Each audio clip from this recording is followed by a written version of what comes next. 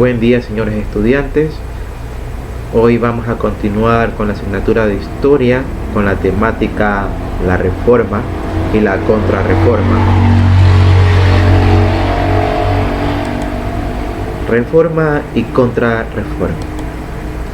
Primero vamos a ver una activación de conocimientos previos, a ver qué usted conoce. ¿Qué entiendes por reforma y contrarreforma? La reforma y contrarreforma son movimientos religiosos y políticos. Esto es la reforma y contrarreforma. Es como lo que pasó en el 2008. Cambió la constitución del país. Así es la reforma y la contrarreforma, pero aquí también interviene lo que es la religión.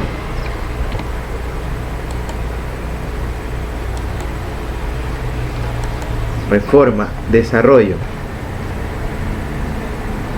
Movimiento religioso surgido en el siglo XVI en el ámbito de la iglesia cristiana, que nació en Alemania, se radicalizó en Suiza y llegó hasta países del norte de Europa, produciendo un cisma o división en la iglesia católica, dando origen al cristianismo católico romano y al cristianismo protestante. Fin de la hegemonía de la iglesia católica y la instauración de distintas iglesias ligado al protestantismo, como les dije, ¿no? Católico romano, cristianismo protestante. Durante la Edad Media, la institución que daba unidad a un espacio era tan heterogéneo como el europeo, era la Iglesia Católica, siendo el Papa el mayor príncipe del continente. El Papa manejaba todos los aspectos. Al referirnos todos los aspectos, abarca político, y lo político abarca lo económico, y lo económico lo social, y dentro de lo social se encuentra lo cultural y lo educativo. Entonces el Papa era el encargado de todo. Él daba las órdenes y tenían que cumplirse. Por eso se denominaba que era el príncipe en esta época, con poder sobre señores, reyes, que debían hacerle frente a la amenaza del Islam y los árabes a sus territorios. Pero a finales de este periodo, diversos príncipes cristianos se vieron involucrados en las disputas de Roma. A la muerte del Papa Gregorio XI en 1378 le sucedió Urbano VI, pero algunos cardenales inconformes con la designación nombraron a Clemente VII e instalaron su sede en Francia. En la práctica había dos papas y no se sabía a quién obedecer. Hoy en día, ¿no? También se da eso. Existen dos papas, pero uno tiene como un nombramiento vitalicio nada más. Acá no, acá sucedía todo lo contrario. Estos dos pugnaban por el poder absoluto. Entonces que esto también iba debilitando a la iglesia y por ende se fue dividiendo. La división fue tan fuerte que ambos bandos contaban con religiosos, soldados y príncipes para respaldarlos. Parecía que una gran guerra iba a estallar en Europa. La religión fue causante también de la división de las clases sociales, que la pobreza coja su auge, porque cuando se produce conflicto, este conflicto religioso que abarcaba lo económico, quien pagaba era el pueblo. ¿Y de qué forma? A través de los impuestos, porque no se sabía a quién obedecer o de dónde iba a venir el castigo. Entonces la iglesia en esta época jugó un papel determinante para que la pobreza crezca y crezca en Europa. Vamos a ver qué nos dice. Vamos a ver. ¿Cómo surge? La iglesia de comienzos de la Edad Media o de la Edad Moderna tiende a hacerse señorial, a acumular riqueza y a la ostentación de ellas. La iglesia sabía que iba a necesitar una economía. ¿Para qué? Para pagar soldados y así ir ganando también alianzas estratégicas militares. Por eso se dedicó a acumular riquezas. El Papa tiene ambiciones políticas. El Papa quería ser el rey, el monarca de todo. Y esto dio origen a la división. Y que surjan dos papas, bandos diferentes. Una profunda crisis espiritual. Si la iglesia, que en esa época dominaba todos los endes culturales, viene y crea dos bandos, de ley la fe iba a estar debilitada. El pueblo iba a entrar en una crisis espiritual porque no sabía a quién obedecer o qué normas seguir, porque los dos eran considerados personas santas, representantes de Dios en la tierra. Entonces, al momento de esta crisis espiritual, también llevó a una crisis social. Incapacidad de la iglesia oficial para resolver las angustias religiosas que aquella había provocado. Lo que le estaba argumentando, señores estudiantes, que la iglesia provocó su propia caída al momento de no arreglar de una manera interna sus diferencias. Es el famoso dicho popular: divide y vencerás. Esto sucedió en la iglesia. Se dividieron y cada papa o cada representante tenía su bando, debilitando el poder religioso.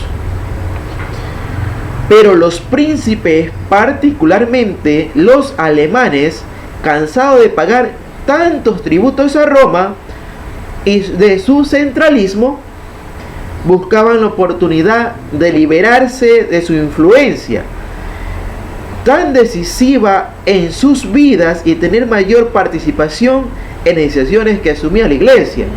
Ya los príncipes estaban cansados de las decisiones incoherentes de la iglesia. Buscaban tener mayor protagonismo. Y eso fue lo que buscaron principalmente los alemanes. Establecer su forma de vida, sus leyes. Estar regido por su propia iniciativa y guiar al pueblo fuera de los parámetros de la iglesia. Precursores de la Reforma.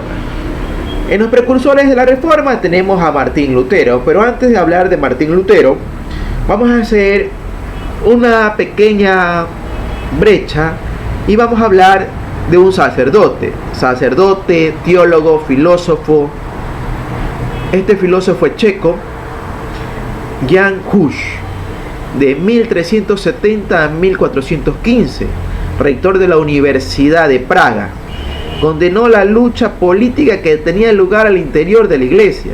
Es decir, existía una confrontación entre quienes sostenían que la autoridad de la iglesia radicaba en el Papa, mientras otros proponían que radicaba en la unión de los obispos y la gran riqueza que ésta había acumulado. Afirmó que la única cabeza de la iglesia era Cristo y no el Papa o los cardenales. Correcto.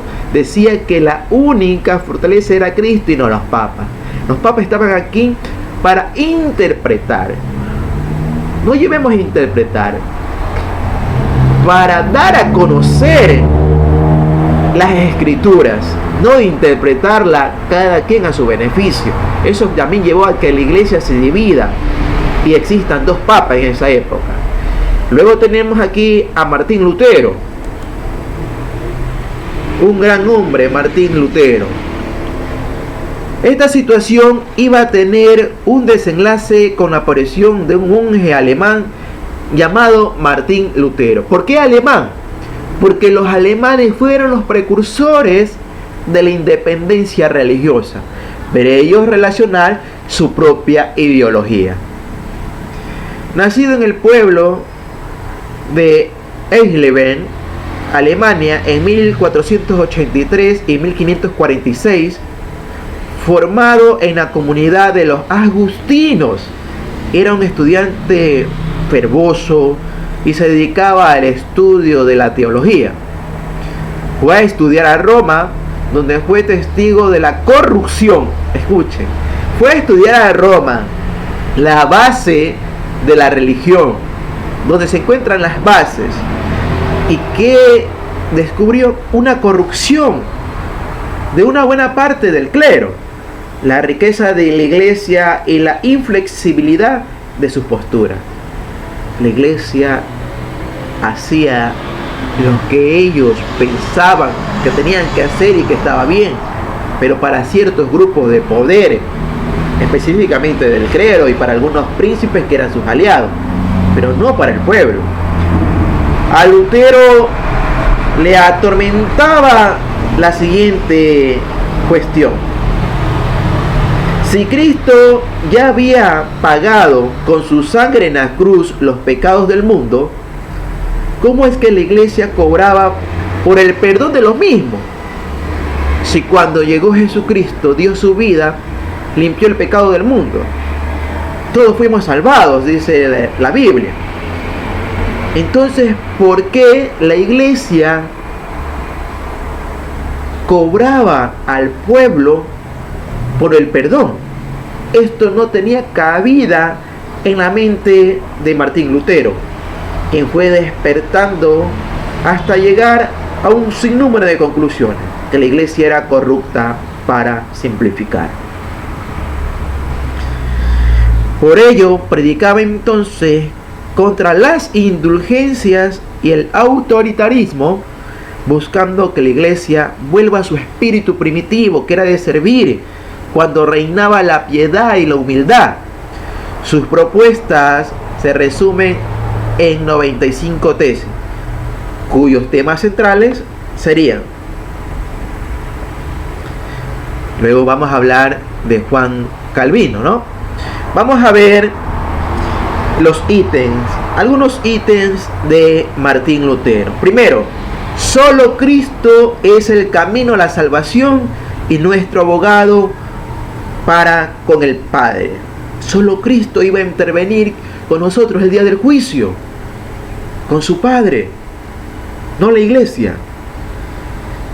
La gracia de Dios es la que salva y nos muestra nuestros méritos, lo que no quita que debamos llevar una vida de virtudes. La gracia de Dios es la que salva y no nuestros méritos, lo que no quita que debamos llevar una vida de virtudes.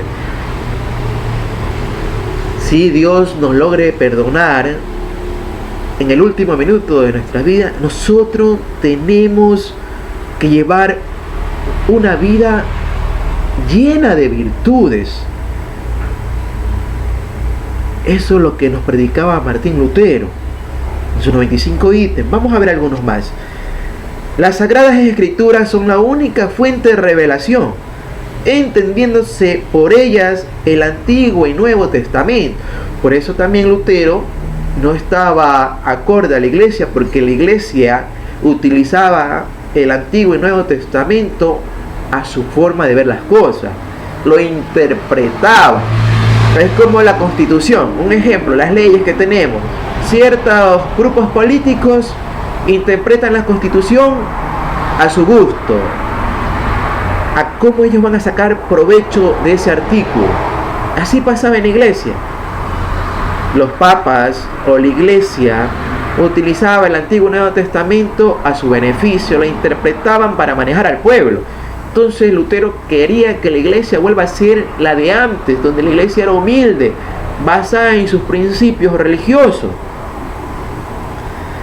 Los sacramentos se reducen al bautismo y a la Eucaristía.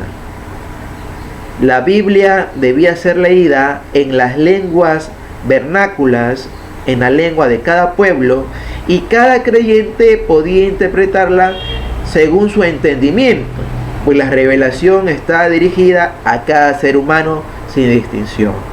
Esto también fue algo sorprendente de Lutero, porque recuerden que todos los libros estaban basados solo en una lengua, interpretados en una lengua. Y esto daba hincapié para que la iglesia, el clero, los papas, interprete o al momento de traducirla lo hagan a su beneficio. Por eso Lutero manifestó que la Biblia tenía que estar en cada lengua de cada país y que cada persona interprete la Biblia como le dé sus conocimientos o como él entienda, no que otra persona le haga entender basando en su perspectiva o su realidad. Cada persona ve al mundo diferente e interpreta la Biblia a su forma o a la necesidad que ellos tienen. Esto nos quería decir Martín Lutero, un gran hombre que fue cambiando la idea de la iglesia.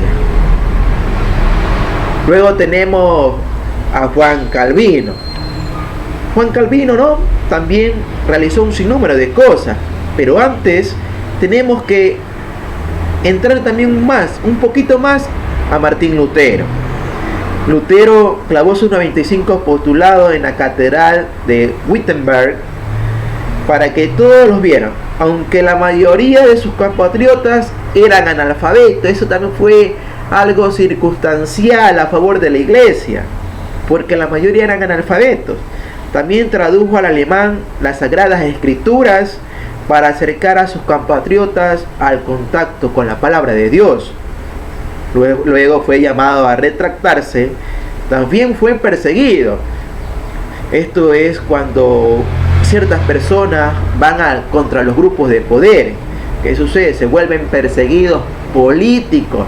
En un caso de Martín Lutero, se volvió un perseguido político y religioso por sus ideas de cambio en la sociedad, a la manera de interpretar, porque fue despertando, ojo chicos, fue despertando otro razonamiento filosófico interpretativo en la religión.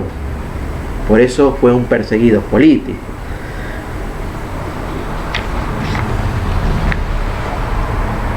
Muchos campesinos y gente humilde creyeron que la reforma de Lutero tenía un carácter social, al motivar a la gente a no pagar impuesto a la autoridad romana.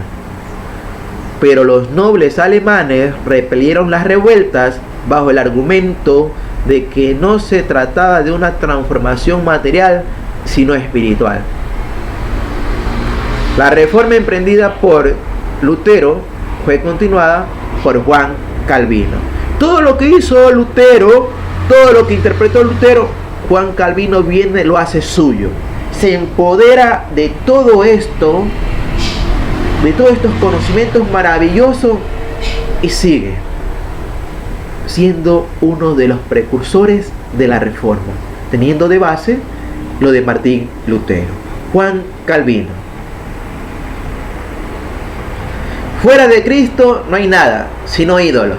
Una frase célebre de Juan Calvino. Juan Calvino, Francia, ¿no?, 1509 a 1564. Surgieron como ellos nuevos motivos de distanciamiento con respecto a la postura oficial de la Iglesia Católica. Se atacó el celibato sacerdotal, el ayuno y las imágenes en iglesias.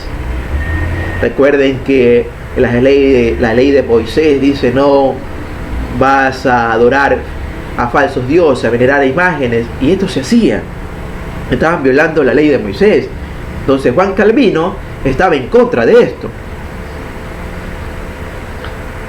Se atacó a las imágenes de la iglesia, el culto mariano, la devoción a los santos, la misa en latín, pues proponían que los oficios religiosos se realizarán en lengua vernácula, para que los fieles, en su mayoría analfabetos, pudieran participar de ellos. La pobreza dejó de considerarse una virtud que aproximaba a Dios. Ante la iglesia, el señor estudiante ante la iglesia le decía: entre más pobres, más te puedes acercar a Dios. Entonces, ¿por qué la iglesia acumulaba tanta riqueza? ¿Y por qué buscaba tener un vínculo o alianzas políticas con los príncipes, con los más ricos?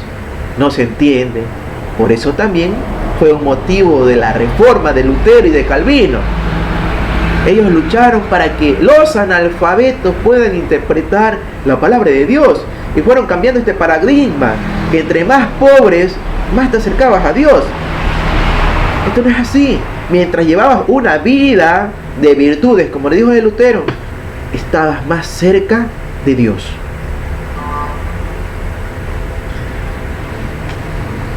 Todo esto tenía que cambiar. Todo esto fue cambiando. Todo esto fue cambiando. Vamos a ver lo de Martín Lutero, ¿no? Nació el 10 de noviembre de 1483. 1506 profesa como monje agustino. Se ordena sacerdote en 1507.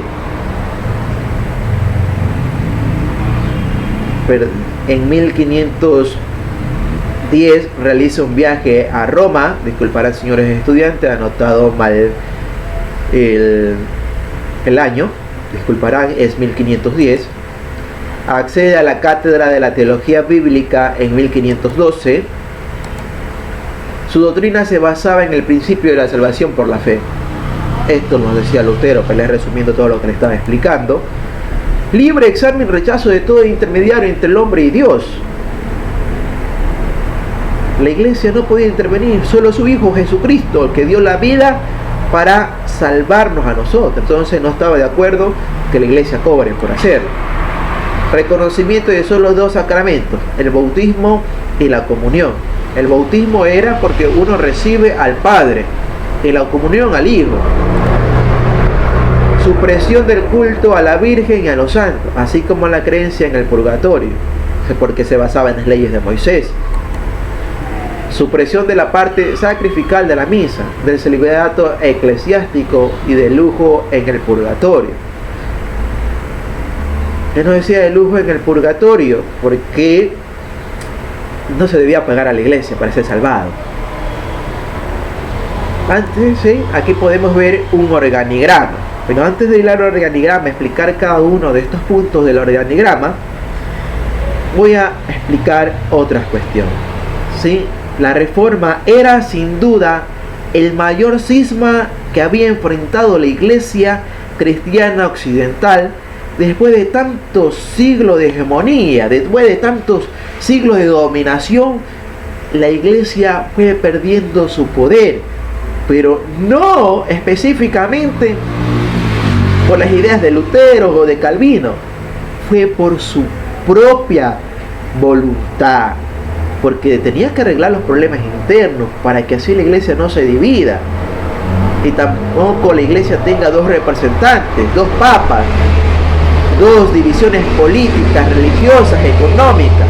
Esto fue lo que la iglesia llevó a su caída, su imperio.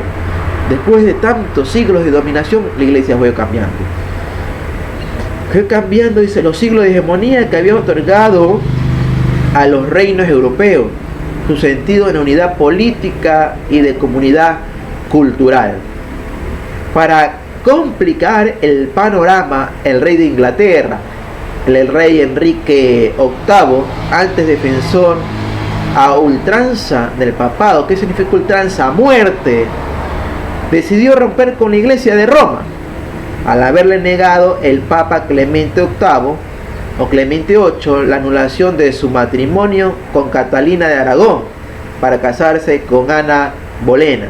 Entonces el rey Enrique VIII quería el divorcio, pero la iglesia no apoyó esta idea. El rey, a observar que estaba debilitada la iglesia, retiró su apoyo, y lo que hace el rey es formar su propia religión para así poderse divorciar y posteriormente poderse casar con Ana Bolena. Todo esto llevó, ¿no?, a que la iglesia pierda uno de sus más fieles aliados. No solamente perdía a un aliado político, sino económico y militar, cosa que la iglesia no le cayó tan bien. Todo esto podemos decir que llevó que la iglesia tome un nuevo camino, y ese nuevo camino sea la de la reforma.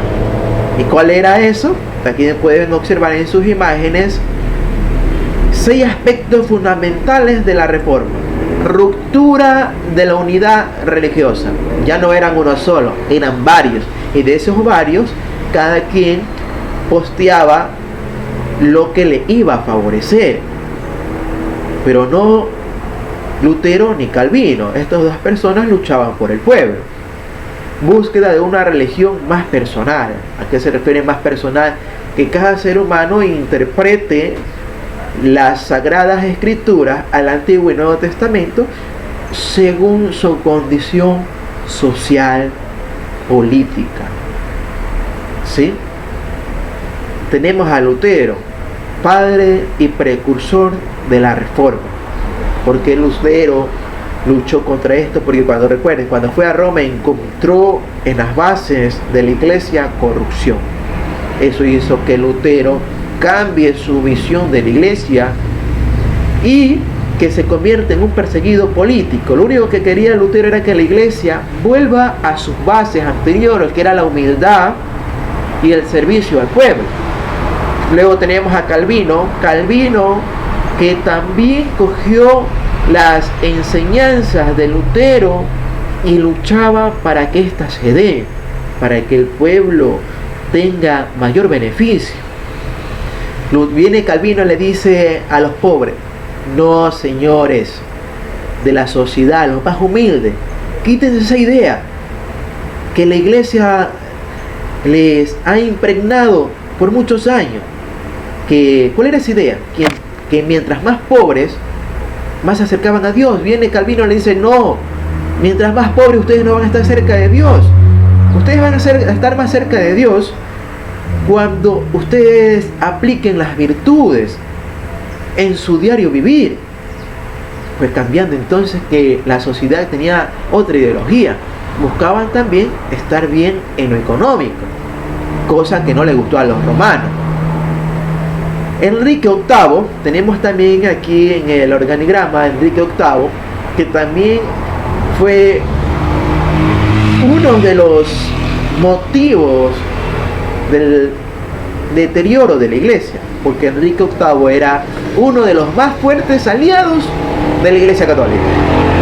Pero Enrique buscaba el divorcio y la iglesia no se lo permitió. Entonces viene Enrique y dice: si la iglesia no me va a permitir el divorcio, creo mi propia religión, me divorcio y me vuelvo a casar con la mujer que él decía amar, que era Ana Bolena. Entonces esto también debilitó a la iglesia en lo político, económico, en sus alianzas estratégicas. Y al hacer todo esto, se instauró en la gente un cambio psicosocial. ¿Qué era psicosocial? Nueva perspectiva de la vida. Entonces, señores estudiantes, la reforma en sí son los cambios políticos y religiosos en esa época. Es como lo que ha pasado durante toda la vida republicana del Ecuador. 20 constituciones. ¿Qué significa esas 20 constituciones? Que se ha cambiado la forma constitucional o la forma cotidiana de vida. Se crea otra reforma. Es lo que sucedió en esta época. Entonces, señores estudiantes, esto ha sido la reforma. Vuelvo a insistir, son cambios políticos, religiosos en aquella época, liderados por Martín Lutero, Calvino, y el que dio el empujón final fue Enrique VIII al crear su propia religión. Muchas gracias por su atención, señores estudiantes. Cualquier duda me pueden llamar. Nos vemos en las próximas clases. Cuídense.